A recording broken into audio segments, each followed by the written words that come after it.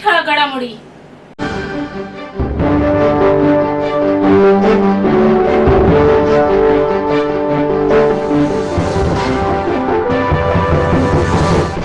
ठाणे महानगरपालिका व जनकवी पी. सावळाराम कला समिती ठाणे यांच्या संयुक्त विद्यमाने काल ठाण्याच्या गडकरी रंगायत नेते जनकवी पी. सावळाराम स्मृती पुरस्कार गंगा जमुना पुरस्काराचे वितरण करण्यात आले. यंदाचा जनकवी पी. सावळाराम पुरस्कार ज्येष्ठ संगीतकार श्रीधर फडके यांना देण्यात आला असून 75,000चा धनादेश, स्मृतिचिन्ह व शाल असे पुरस्काराचे स्वरूप होते. तर गंगा जमुना पुरस्कार प्रसिद्ध अभिनेत्री मधुराणी प्रभुलकर गोखले यांना प्रदान करण्यात आला असून 51,000चा धनादेश, स्मृतिचिन्ह व शाल असे या पुरस्काराचे स्वरूप होते. तर साहित्य क्षेत्रातील पुरस्कार ज्येष्ठ पत्रकार श्रीकांत बोजेवार, शिक्षण क्षेत्रातील पुरस्कार प्राध्यापक मंदार टिल्लू व उद्योन्मुख कलावंत हा पुरस्कार सानिका कुलकर्णी यांना देण्यात आला असून 25,000चा धनादेश, स्मृतिचिन्ह व शाल असे या तिन्ही पुरस्कारांचे स्वरूप होते. माजी महापौर नरेश म्हस्के, अतिरिक्त आयुक्त संदीप माळवी, अतिरिक्त आयुक्त प्रशांत रोडे, उपायुक्त रमेश पिरारी, जनकवी पी. सावळाराम कला समिती ठाणेचे सचिव उदय पाटील, ओमकार पाटील आदींच्या उपस्थितीत हा पुरस्कार सोहळा संपन्न झाला. काय सांगाल? ठाणे महानगरपालिका आणि पी. सावळाराम जनसमिती यांच्यातर्फे हा पुरस्कार मला मिळाला आहे. ते मला खरंच अतिशय आनंद झाला की एका मोठ्या कवीच्या नावाचा पुरस्कार मला मिळालेला आहे आणि त्याबद्दल मी ठाणे महापालिका आणि पी. सावळाराम कला समितीचे आभार मानतो. पुरस्कार मिळणे म्हणजे तुमच्या कार्याचा गौरव असतो, पण त्यातनं हुरळून जाता कामा नये. आपल्याला आणखी त्याच्यामुळे जबाबदारी वाढते आणि आणखी आपल्याला उत्तम काम करायचं आहे हे सतत ह्याचं भान ठेवावं लागतं आणि ते मी करणार. कारण मला पुरस्कार मिळो हा न मिळो हा पुढचा मुद्दा आहे, पण माझ्याकडनं उत्तम काम झालं पाहिजे ही जाणीव मी सतत मनात ठेवतो आणि ठेवत राहणार. येणाऱ्या कलाकारांना काय आपण आव्हान कराल, कशाप्रकारे काम करावं? नाही की सगळेजण उत्तम आहेत, सिन्सिअरली काम करा हेच मी सांगेन आणि उत्तम काव्य निवडा, उत्तम गायक गायिका निवडा आणि लोकांना शेवटी तुम्ही काय देता ह्याच्यावर सगळं अवलंबून असतं ना. तर चांगलं द्या एवढीच प्रार्थना. गंगा जमुना पुरस्काराने सन्मानित झाल्यात, काय सांगाल? फारच आनंद होतो आहे मला. गंगा जमुना पुरस्कार जनकवी पी. सावळाराम कला समितीतर्फे त्यांच्या नावाने दिला जाणारा पुरस्कार ठाणे महानगरपालिकेने दिला. हा खूपच छान योग आहे, कारण कवी आणि कवीविषयी, कविता आणि कवीविषयी मला निरतिशय प्रेम आणि आदर आहे आणि गेली 4 वर्ष ठाणे इथेच माझं कर्मभूमी झाली असल्यामुळे हा छान योग जुळून आला आणि खूपच सन्मानाचा पुरस्कार मला मिळाला आहे. पंतप्रधान नरेंद्र मोदी यांच्यामुळे जगभरातील भक्तांचे स्वप्न पूर्णत्वास जात आहे. संपूर्ण देशात राम मंदिराबाबत उत्सुकता असून देश राममय झाल्याचे प्रतिपादन मुख्यमंत्री एकनाथ शिंदे यांनी ठाण्यात केले. मंदिर उभारणीसाठी ठाण्यातून एक चांदीची वीट आनंद दिघे यांनी पाठवली होती. त्यामुळे ठाणे आणि अयोध्येचे वेगळे नाते आहे असे ते म्हणाले. गडकरी रंगायत कोपिनेश्वर मंदिर मार्गादरम्यान श्रीराम अक्षता मंगल कलश यात्रा काल दुपारी काढण्यात आली होती. त्यावेळी ते बोलत होते. यावेळी आमदार प्रताप सरनाईक, निरंजन डावखरे, माजी महापौर नरेश म्हस्के, विश्व हिंदू परिषदेचे सहमंत्री राजेंद्र पवार, कोपिनेश्वर मंदिर ट्रस्टचे पदाधिकारी तसेच माजी आमदार रवींद्र फाटक उपस्थित होते. राम मंदिर बनवणार पण तारीख सांगणार नाही असे काही लोक म्हणायचे, परंतु पंतप्रधान मोदी यांनी मंदिरही उभारले आणि तारीखही सांगितली असा टोलाही मुख्यमंत्र्यांनी यावेळी विरोधकांना लगावला आहे. तसेच कलश यात्रेत मुख्यमंत्री शिंदे यांच्यासह भाजपा तसेच शिंदे गटाच्या शिवसेना कार्यकर्त्यांसह विश्व हिंदू परिषद आणि बजरंग दलाचे कार्यकर्ते सहभागी झाले होते. ढोल ताशाच्या गजरात निघालेल्या यात्रेत श्रीराम जय जय रामची घोषणाबाजी सुरू होती.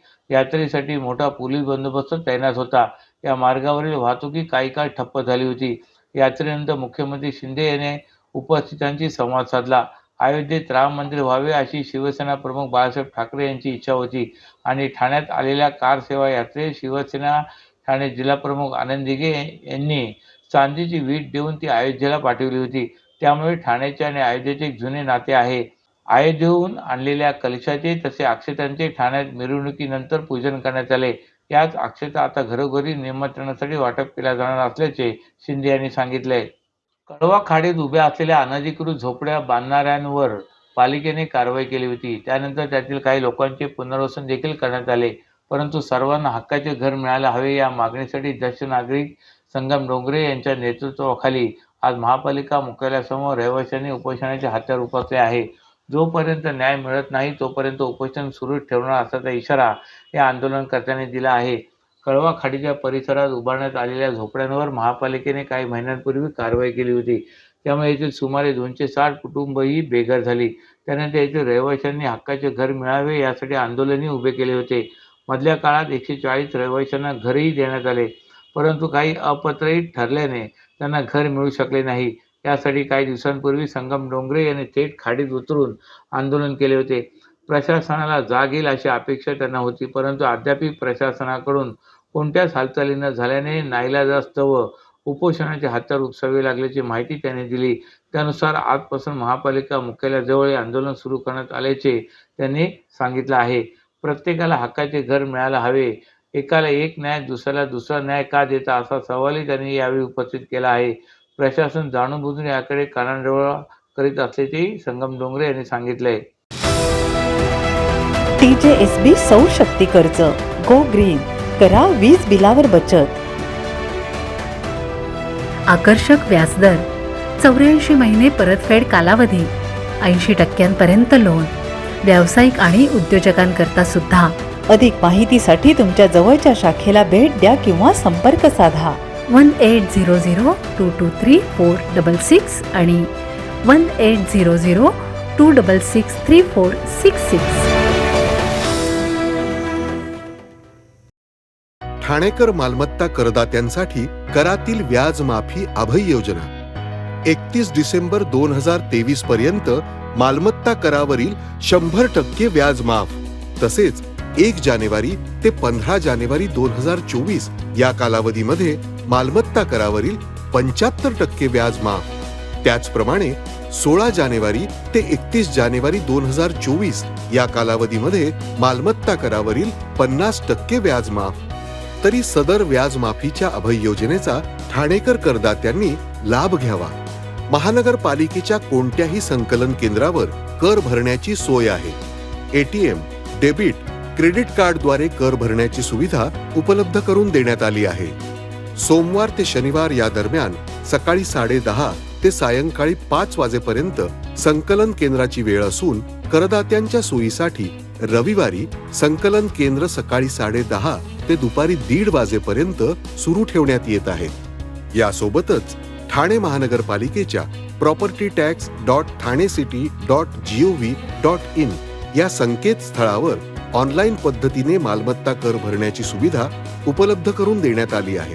तसेच गुगल पे, फोन पे, पेटीएम आणि भीम ॲपद्वारे आपला कर सुलभतेने जमा करू शकता. ठाणे महापालिका क्षेत्रातील सर्व करदात्यांना विनंती आहे की आपण या व्याज माफी अभय योजनेचा जरूर लाभ घ्या आणि आपला मालमत्ता कर लवकरात लवकर महापालिकेमध्ये जमा करून महापालिकेस सहकार्य करा. धन्यवाद. एसटी महामंडळाने ज्या पद्धतीने प्रवाशांना कॅशलेसची सुविधा उपलब्ध करून दिली आहे, त्याच धर्तीवर आता ठाणे परिवहन सेवेतून देखील नव्या वर्षात प्रवाशांना कॅशलेसची सुविधा उपलब्ध करून दिली जाणार आहे. यासाठी ठाणे परिवहन सेवेने अभिव्यक्ती स्वारस्य देकार मागविले आहेत. ज्या संस्था विविध सोयी-सुविधा उपलब्ध करून देतील त्यांच्या माध्यमातून ही सेवा सुरू करण्याचा परिवहनचा प्रयत्न असणार आहे.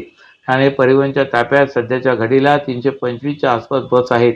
त्यातील 300 बस या रस्त्यावर धावत आहेत. या बसमधून रोज 2.5 ते 3 लाख प्रवासी प्रवास करतायत. ठाणे परिवहनच्या ताफ्यात टप्प्याटप्प्याने इलेक्ट्रिक वातानुकूलित बस देखील सहभागी होत आहेत.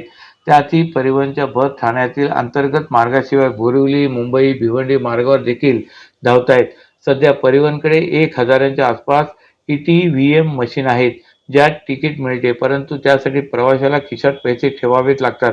काही वेळेस सुट्टे पैसे नसल्यास वाहक आणि प्रवासी यांच्यात खटके देखील उडाल्याचे चित्र दिसत आहे.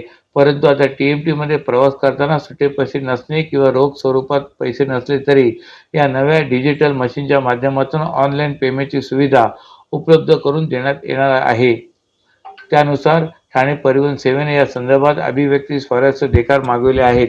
जी कंपनी ऑनलाईन पेमेंटच्या बाबतीत विविध सुविधा देतील, प्रवाशांचा प्रवास सुखकर करण्यासाठी काय काय योजना देणार, त्याला प्रथम प्राधान्य दिले जाणार आहे. आता त्याला कितपत प्रतिसाद मिळतो हे पाहणे महत्त्वाचे ठरणार आहे. त्या अनुषंगाने नव्या वर्षात ही सुविधा ठाणेकर प्रवाशांसाठी सुरू करण्याचा मानस परिवहन सेवेचा आहे. ठाण्याच्या कुलबाड येथील जागमाता मंदिर ते स्वातंत्र्यवीर विनायक दामोदर सावरकर मैदानापर्यंत आज कलश शोभायात्रा काढण्यात आली होती. या यात्रेदरम्यान 108 महिलांनी डोक्यावर कलश आणि रामायण घेत सहभागी होत पदयात्रा मोठ्या उत्साहात काढण्यात आली. तसेच बालयोगी श्री सदानंद महाराज आश्रम संस्थेच्या मार्गदर्शनानुसार मिश्रा परिवारातर्फे या कार्यक्रमाचे आयोजन करण्यात आले. दरम्यान वसईतील श्री ज्ञानेश्वरी गीता पारायण समिती यांच्या वतीने संगीतमय श्री रामचरित मानस कथेचे आयोजन स्वातंत्र्यवीर विनायक दामोदर सावरकर मैदान येथे संध्याकाळी 3 ते 6 वाजता करण्यात आले आहे. या कार्यक्रमाला परमपूज्य गायक पंडित धीरेंद्र शिष्टजी महाराज रामकथेच्या रूपात गंगेत यांची प्रमुख उपस्थिती राहणार आहे. तसेच राम भक्तांनी मोठ्या संख्येने संगीतमय रामकथेमध्ये देखील सहभागी व्हावे अशी अपेक्षा आयोजकांनी केली.